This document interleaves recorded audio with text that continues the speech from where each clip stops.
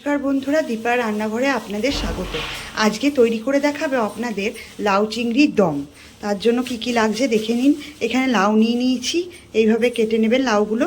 চিংড়ি মাছ আমি ভালো করে ধুয়ে নিয়েছি, রসুন, পেঁয়াজ আর আদা লঙ্কা বাটা। আরও কিছু মশলা দেবো, সেগুলো রান্না করার সময় আপনাদেরকে দেখাবো। এবার আমি মিক্সি বাটিতে পেঁয়াজ, রসুন আর এই যে টমেটোটা কুচি করে নিয়েছি, এই টমেটো কুচি কটা দিয়ে ভালো করে সুন্দর করে ব্লেন্ড করে নেব। কড়াইয়ে তেল গরম হয়ে গেছে, আর এখানে চিংড়ি মাছ আমি হলুদ আর লবণ দিয়ে মাখিয়ে নিয়েছি, সেটা এবার আমি ফ্রাই করে নেব।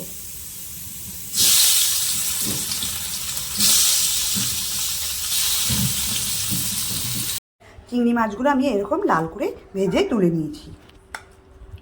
কড়াইতে সুন্দর করে তেল গরম হয়ে গেছে। এবার জিরে, গোটা জিরে, একটা গোটা শুকনো লঙ্কা আর একটা তেজপাতা দিয়ে দেবো। এবার দিয়ে দেবো পেঁয়াজ কুচি, আর দিয়ে দেবো এখানে পেঁয়াজ, টমেটো আর রসুন পেস্ট দিয়ে আমি এটা নেড়ে নেব। দেখুন টমেটো আর পেঁয়াজটা ভাজা হয়ে গেছে। এবার দিয়ে দেবো এখানে আদা লঙ্কার পেস্ট।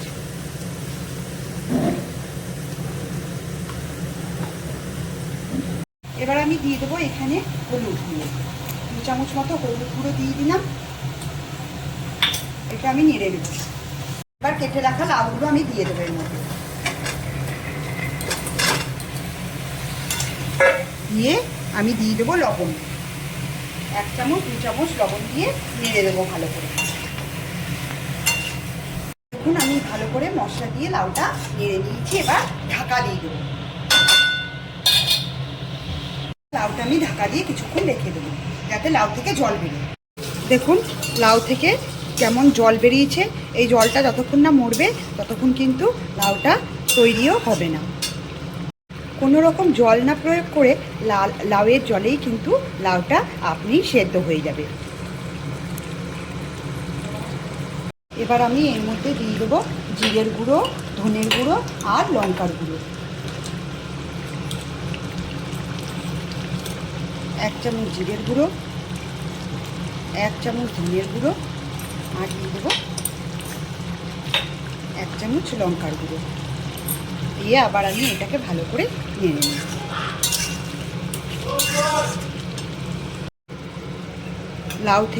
লাউটা দেখুন সুন্দর এরকম মাখা মাখা হয়ে গেছে।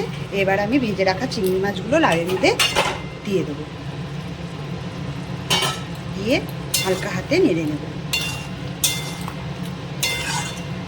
দেখুন লাউ দিয়ে বেশ সুন্দর তেল ছেড়ে দিয়েছে। এবার দিয়ে দেবো এর মধ্যে অল্প সামান্য চিনি, গরম মশলা,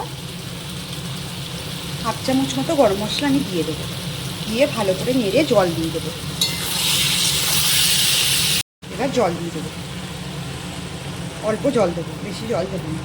লাউ তো আমার সেদ্ধই হয়ে আছে, এই জন্যই অল্প সামান্য জল দেবো।